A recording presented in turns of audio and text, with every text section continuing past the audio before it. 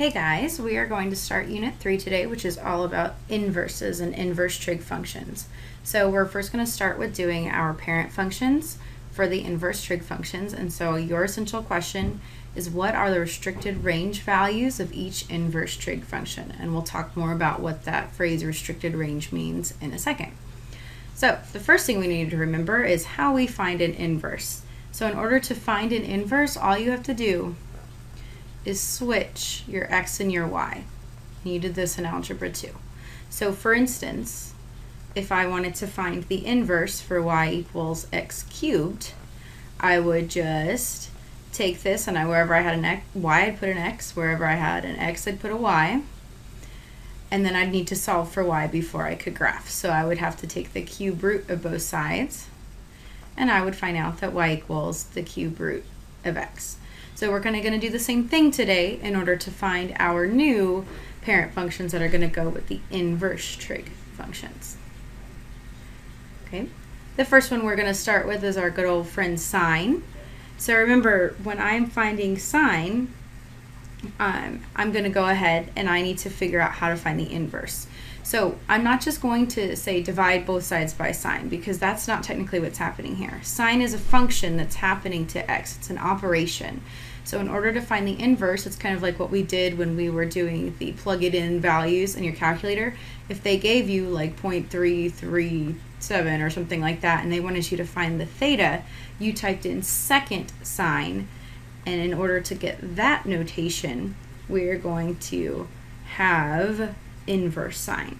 So remember, when I'm finding the inverse, I'm going to go ahead, switch x and y. So we have x equals sine y, and that's why I was kind of going off on that. I forgot to switch my things first. So the inverse of sine is going to be y equals the inverse sine, or sine to the -1 of x. So that would be that notation. So before I try to plug in values into this, I'm going to go ahead and make myself a t-chart, the xy chart of my regular sine function. So I have x values and y's that go with my regular sine. So I'm going to take those critical points that we talked about before, where we'd have 0, then we have 90 degrees, or pi over 2, pi, 3 pi over 2, and 2 pi. And I'm going to go ahead and put a couple extra values in here, like negative pi over 2 and negative pi.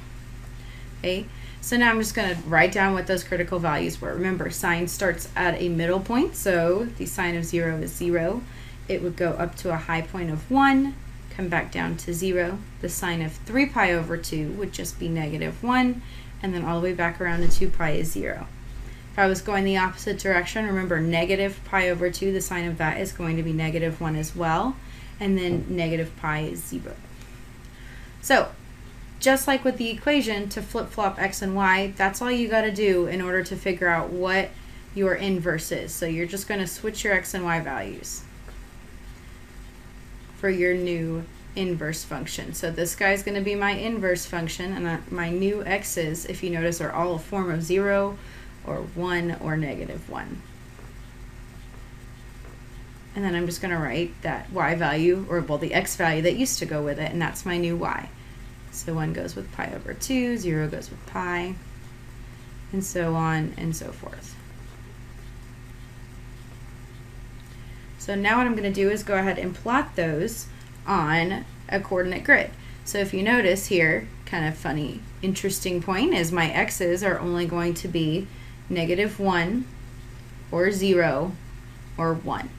And then I'm going to have different y values here. We'd have 0, we'd have pi over 2, pi, 3 pi over 2, I lost a line in there, 2 pi, and then we did take some negatives in there, so negative pi over 2 and negative pi. So I'm going to go plot those points on my grid.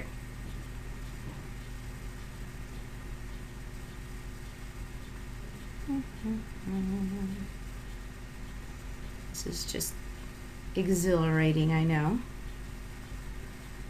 And then negative pi over 2, -1, right here. Okay, now remember, when I connect these dots, it's still going to make a sine wave. There's still a sine in here, so it's not going to just be v's. I'm going to try to connect your dots smoothly. Ooh. And that would be your inverse function here, and it could keep going. Now, if you remember back to Algebra 2 or maybe even Algebra 1, we talked about something called the vertical line test. And whenever you took a vertical line and you passed it over a function, if your graph touched your vertical line more than once, you were not a function. So if you look right here, we're touching my function at 4 different places, or my vertical line at 4 different places here, which means this guy fails the vertical line test and is not a function. And so in order to fix that, we are going to make what we call a restricted range for all of my inverse trig functions. So a restricted range is I'm literally going to take this graph and I'm going to cut off some of it in order to make it so I do in fact have a function. So for this guy, I'm going to tell you that your restricted range values are going to happen from negative pi over 2 to pi over 2. And we do include those values, so we're going to put square brackets around them. And so my function is this chunk right in here. And so if you want to go ahead and erase the stuff that we don't care about, go ahead and do that in your notes so it makes that little tiny bit of your sine wave. So if you look on this, that means that you have 3 important critical points, and those critical points are going to happen at 1 pi over 2, 0, 0, and at negative 1, negative pi over 2. So those are the important values to remember for your sine function. Let's go ahead and look at our other 2 trig functions, and we're going to go a little quicker through them. We're not going to make tables and stuff. Okay, so this, we're going to start with cosine. Remember, this is your original cosine graph. So originally, we looked at all of these values. Now, I will tell you right now, your restricted range for your cosine is going to go from 0 to pi. That's so we make sure our function is actually a function in the end. So I'm looking at values from 0 to pi. And so if I take some critical points on there, remember, these are my original cosine things, so I'll just write it on my cosine graph. The cosine of 0 degrees or 0 radians is 1, right? Because we started at a high point. If I went to pi over 2, I would have the cosine is 0, and if I went down to pi, that would get me my cosine was negative 1. So we're taking the inverse here. I'm going to flip-flop it, so my critical points within my restricted range are going to be 1, 0, 0, pi over 2. Again, I'm just flip-flopping my x and y's, and then negative 1 pi. I'm going to go ahead and graph those points on my axis, so go ahead and draw yourself an axis. And so I'd have, again, if you look here, my x's are still just negative 1, 0, and 1. And then instead of going down to negative pi over 2, we're going to go up pi over 2, and then to pi. And then I'm just going to plot those 3 critical points. So 1, 0, 0 pi over 2, negative 1 pi. And remember, this is going to make a kind of curvy line. So my restricted range here is from 0 to pi. And it makes sense, we have 1 of every single value in there. Okay. Last but not least, we have our tangent graph. So our inverse tangent graph. And again, this is what my original guy looked like. And for this restricted range, it's going to be negative pi over 2 to pi over 2. So negative 90 to 90. Now, if you looked at your graph of your original tan graph, you're going to notice something funky happens here on your original tangent graph, and that is that it has those asymptotes. So when I write my restricted range out, I can't put square brackets because that says I can equal to it.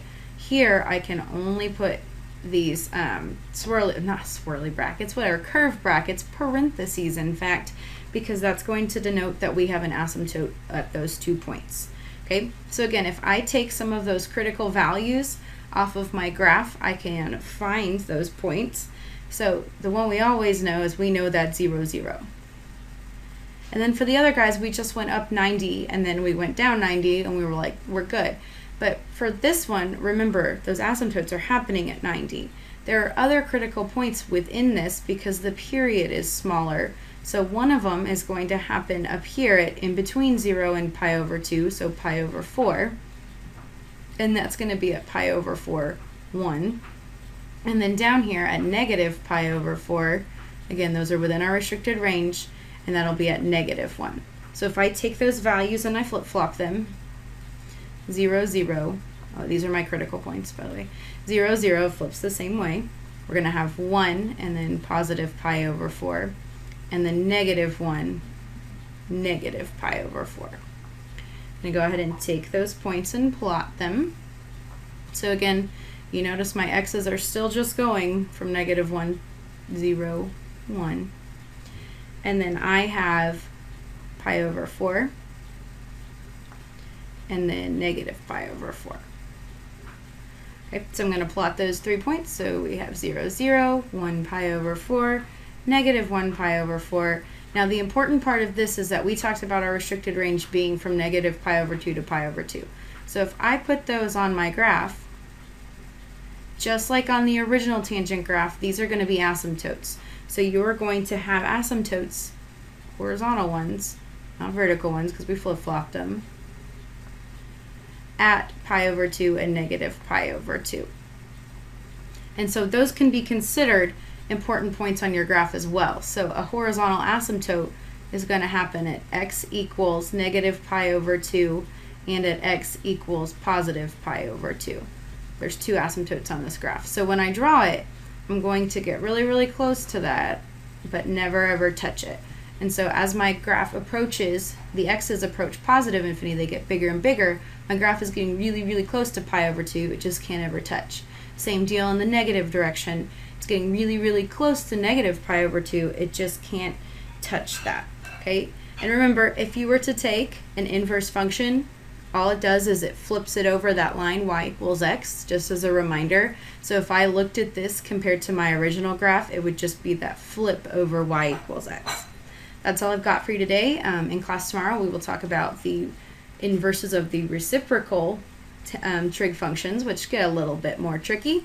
But I will see you then. Have a great night.